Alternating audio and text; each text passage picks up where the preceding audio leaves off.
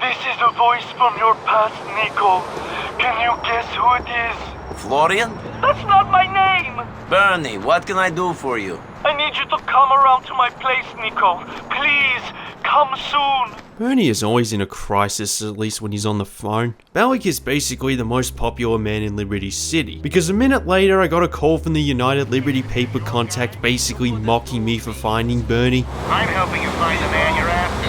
I'm not some feline old boyfriend, sir. And before I stopped recording the last episode, I got a call from Gerald in prison telling me to visit him for another mission with him.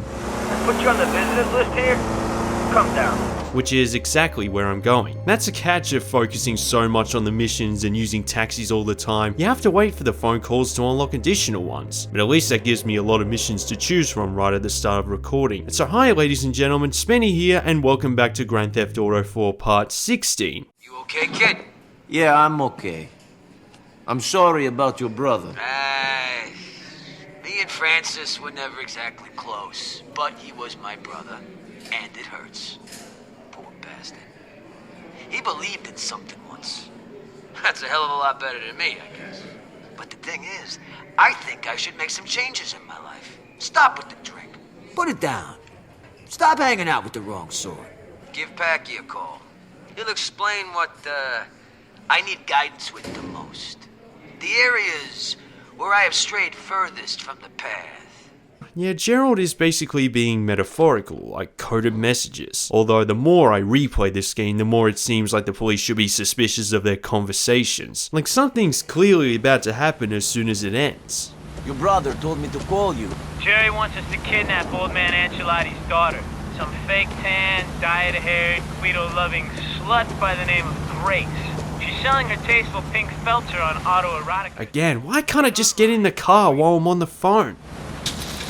Isn't it ironic that I steal a car right next to the prison, yet I don't get in trouble for it? No wonder crime is so high in Liberty City. But that's what happens when the vehicle I used before just disappears after this cutscene. I don't get why it does that. I remember it happening frequently in San Andreas when you're in Las Venturas. Anyway, I also remember thinking how detailed that prison was, considering it never gets used in this game. If you fly into it, most of the time you get an instant 2-star wanted level. Sometimes you don't, and all it is a few prisoners just hanging around. And it wasn't until I played Lost and Damned did the whole thing get used for one giant mission. That's considered rude in this country. Before we visit the dealership website, let's go through the emails. One from Brucey, because of course there is. Another of something I already said in part 6, I think. There are only a few on the lovemeat.net website you can actually date, and the rest is just spam. A waste of a minute if I'm being honest. And all we gotta do is the pink car, look at a number, and it's already there. Done. We'll start this next part straight away since Gracie's place is literally a couple of blocks away. And it's 9:45 in the morning. I'm, calling about the car. Come to my place on Babbage Drive. You don't sound like the sort of man who'd drive a pink convertible. Yeah, that alone should have made the mob suspicious. In fact, Louise points it out in the Ballad of Gay Tony DLC, that every person interested in that car should have been watched for any suspicious activity. You're the guy who calls about the car, the one with the sexy accent. You mind if I take a test drive? You can test drive whatever you want. Now this is the first time I'm going to try this, go straight to the hideout. I mean, there's no marker saying you can go straight to the hideout, and I thought Gracie would be suspicious if you weren't going south, therefore fail the mission. I guess the developers didn't think that far ahead. All that said, this might be one of the craziest missions in the whole game, at least without weapons. Sort of. How she makes life difficult for Nico when she realizes it's a kidnapping. Affecting the game's controls, he's very angry in this mission, comeback after comeback. I'm gone, shithead! No, you're not! Rockstar always find a way to nail dark comedy, even with the serious tone GTA 4 is going for. How's it going then, sweetie? Alright. You're fucking with the wrong girl, asshole! I am Gracie Ancelotti, and Shut up! And it just cuts away immediately. It certainly makes this upcoming cutscene feel more unbalanced. Like it was the hardest job Nico has done since he arrived in Liberty City. Guys, the beach better be worth the trouble. What are you talking about? It was a piece of cake. Well, they better pay quick. I hate to think of the fight she'll put up if you try to cut her fingers off. Oh, now that would be extraordinary. There is, however, a bit of a plot hole. It's unclear why Gerald wanted to kidnap Gracie in the first place, because the reason comes up after it's done. When Ray found out, she then becomes ransom to get back the same diamonds you tried to sell in the museum a few missions back, since Louise was the one who took them off Isaac. Maybe Gerald originally did it to stick it to the Ancelottis. It's honestly not explained, and it's not like you can do so in prison. Nonetheless, those diamonds are such a plot driver that affects the stories of all the episodes from Liberty City. It's like, yep, another potential bloodshed. What the yeah, I'm gonna take that car. For a second I thought it was the same car that... Oh no, you don't. You are... Run me over, will you? Come on, officers, it's the least he deserves after he hit me with this very car. I noticed too that after briefly losing the heat, gameplay runtime for this playthrough was around 13.5 hours. I'm confident that less than 20 hours of the story mode is easily doable, because after beating this game I know that I'm around 3/4 of the way. Also, I wonder what addiction level means. Hey, Chow. Hey, Ray. So, who's the pal? Phil, you remember Nico? He's a good friend of mine. How can you not remember Nico? It was only a few missions ago.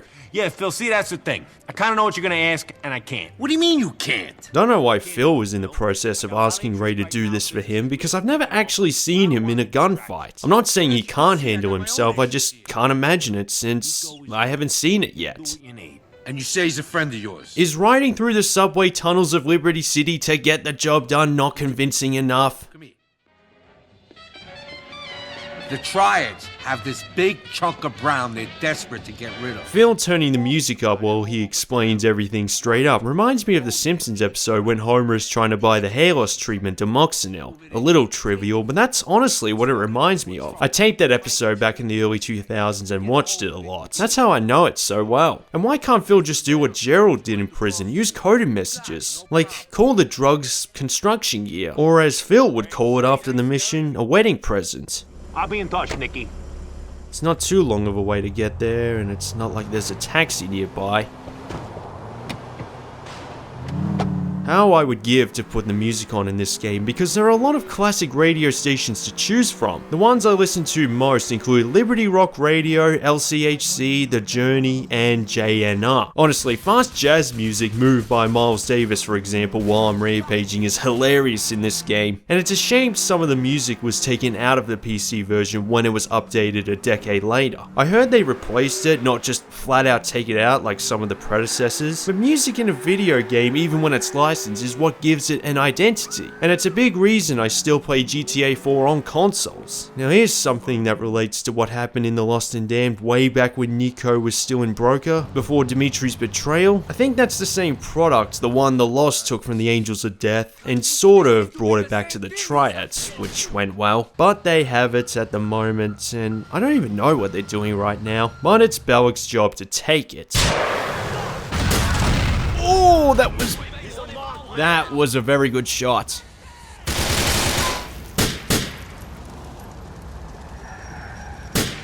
Use it again. Bang! We took them all out just from those 2 explosions.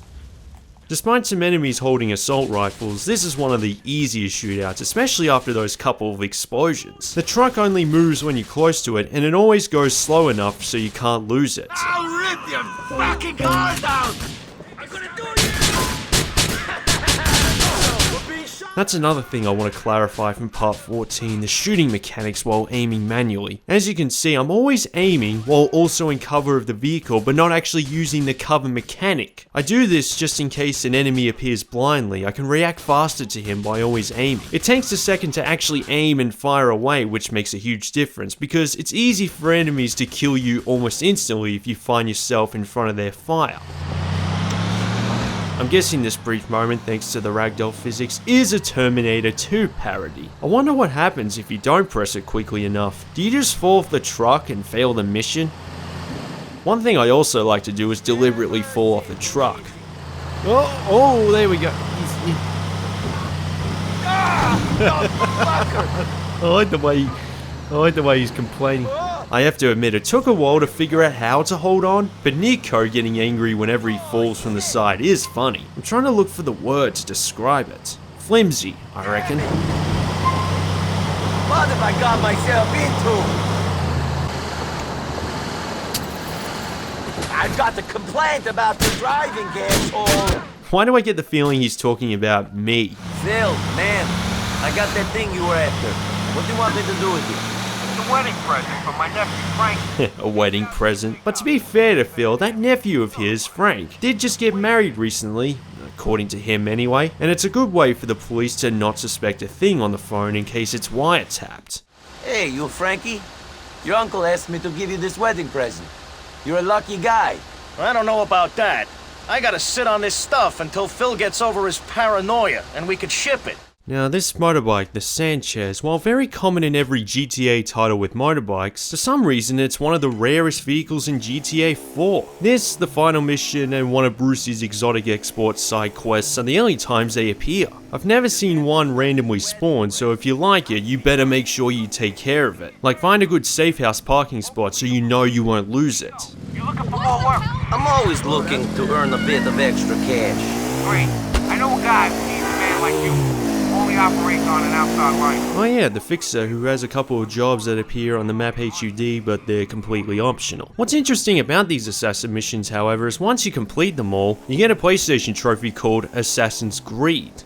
Funny.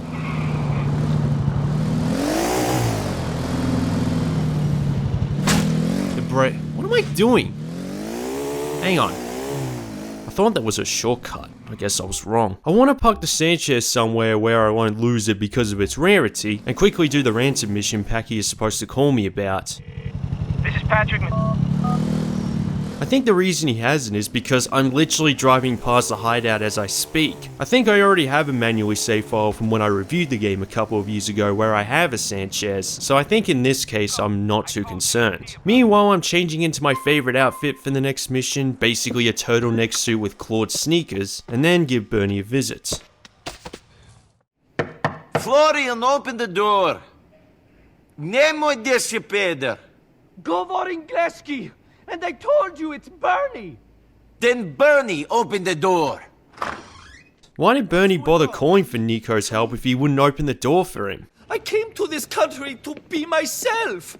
To get away from small-minded, angry, macho pricks! Oh, like me? Yes! Well, no. The old country, basically. Someone is threatening to kill me! Why is he threatening you? Because... I think just because I'm fabulous. What? I think we all know the reason why this guy's threatening him. Even Nico does. My own home. Okay, Bernie, let's go out and have a look. You think being in a relationship with the deputy mayor he'd get extra police protection, but then there'd be no mission, and Bellic sounds like the more trustworthy bodyguard. At least when he knew Bernie wasn't the one that betrayed him in the war. I do my exercises in Middle Park, Nico. Pretty much every mission you do with Bernie, you get a special vehicle. The downside with this one, however, is you drive a few blocks to the marker. Nico, you're still in great shape. You work out? Not really. And that's it. It disappears and you can't use it again. It's cardio time, Nico. Remember to keep some distance, though. I remember playing this mission for the first time, for some reason not getting the memo that I have to keep a certain distance between Bernie and Nico. Therefore, I failed a couple of times because I'm an idiot. Now, there was one comment on part 4, I think, saying this is the same person in the sex shop far back, the one who wasn't harmed at all. In actuality, the character model usually changes, but sometimes it's him, and in this case, it is. Maybe I should have shot him in the leg too. At least I have a chance to do so now. I know it's been said, but they should have replaced the scooter with the taxi. I can't die! I've never Jesus, seen what happened?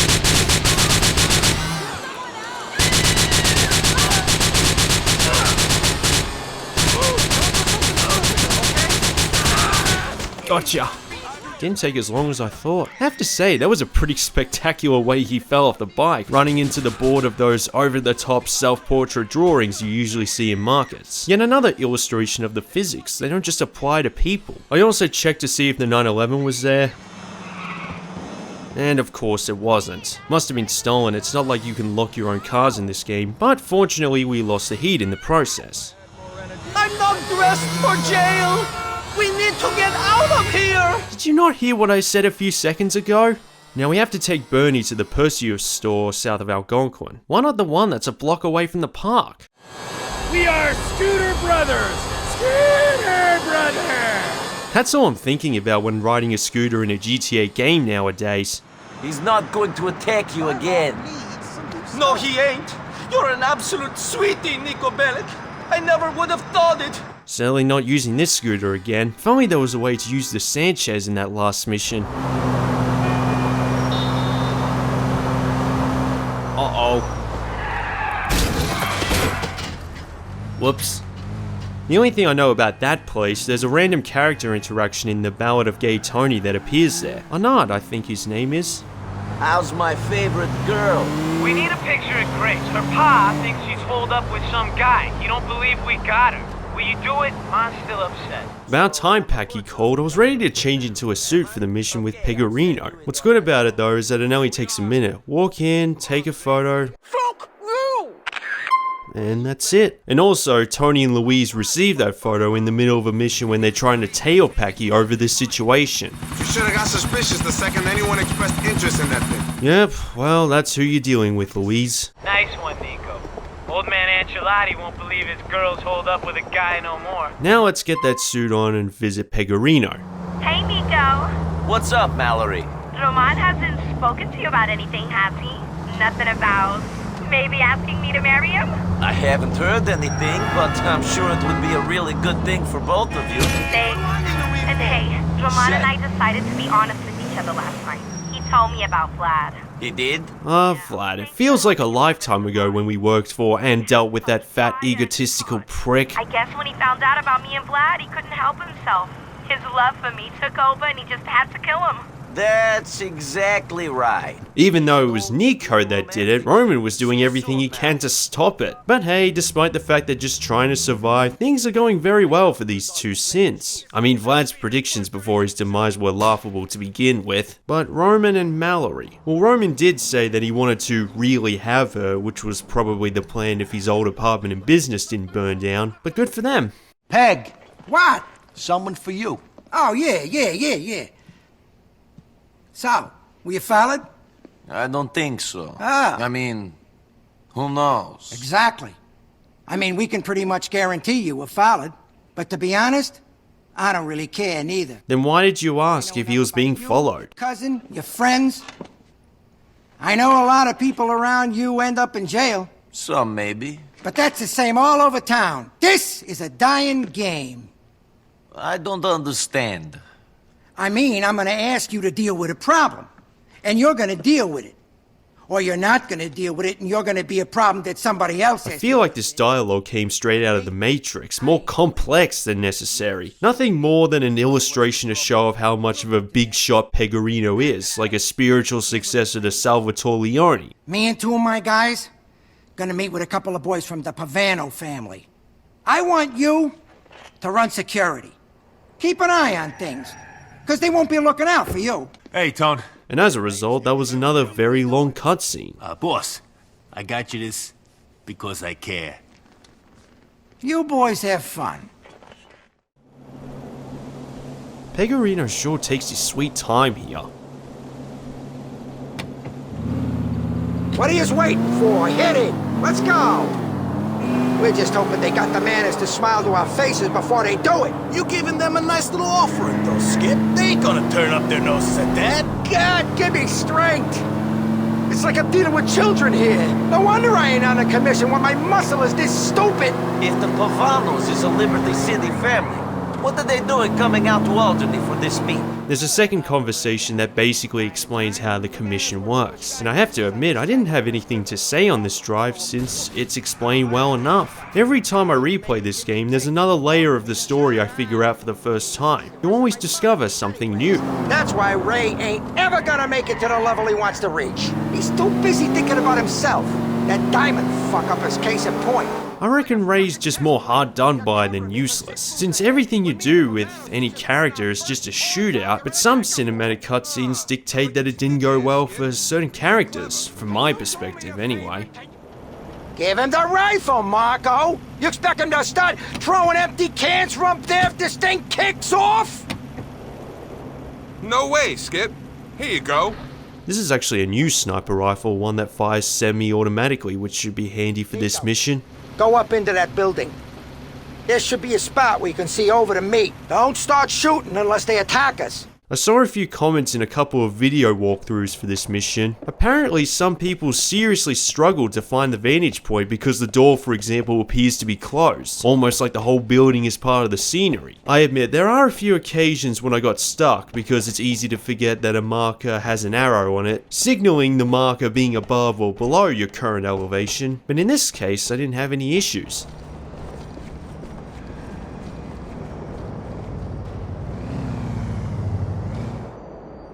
And this is a mission where I didn't talk much because it's another very difficult one if you're used to taking your time during shootouts.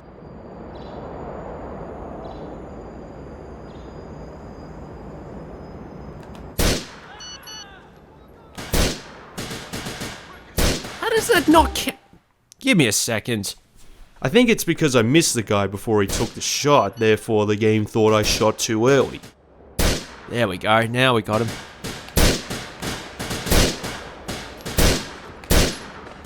Nice shot. Where's the other one? Oh, there he is. And instead of walking down the stairs slowly, I jump straight down with a thin pipe to land on first, so the second fall doesn't hurt as much. I learned that after becoming frustrated by Pegorino dying too quickly, resorting to unconventional methods. Oh crap. No, that's not good. It's not letting me take cover. Because even though there's no visible time limit, you only have about a minute or two to clear your way through the enemies and rescue Pegorino before he bleeds out. Again, with manual aim, it's too easy to be blindsided by enemies and lose nearly all your health in a snap. You're dead, friend! Hey, you immigrant fuck! We got you surrounded! Damn you!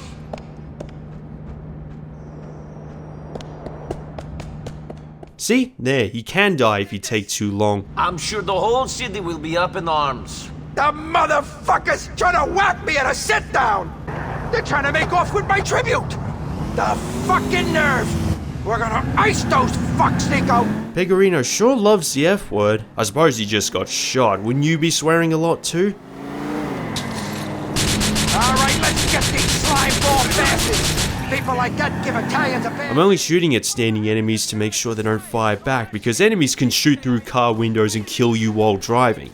And considering how far I've gone through this mission in addition to the failed first attempt, I really don't want to redo it all over again.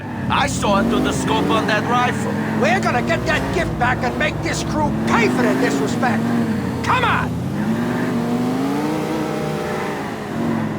Or you can actually... Should have expected that. At least this chase is a good excuse to drive through another part of the map we might not use again. Unless you play The Lost and Damned. And then they stop here, so I think there's armor nearby. I think. Hey, Slav! Drive better! So let's stop there.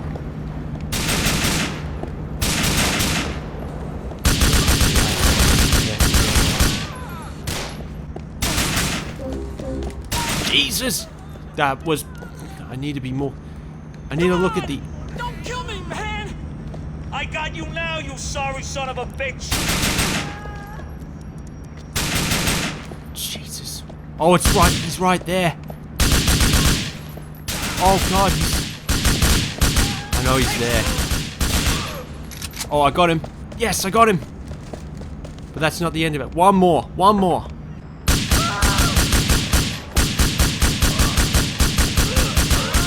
Yes, I got him. Seriously, how many missions have I been through when my health bar was in a crisis and somehow managed to be on top of the world? I mean, it's certainly a thrilling and positive way to end this video. That is, if I can avoid rolling the car, because with Pegorino injured, you can't simply get in another vehicle. Too bad about Marco and Pete.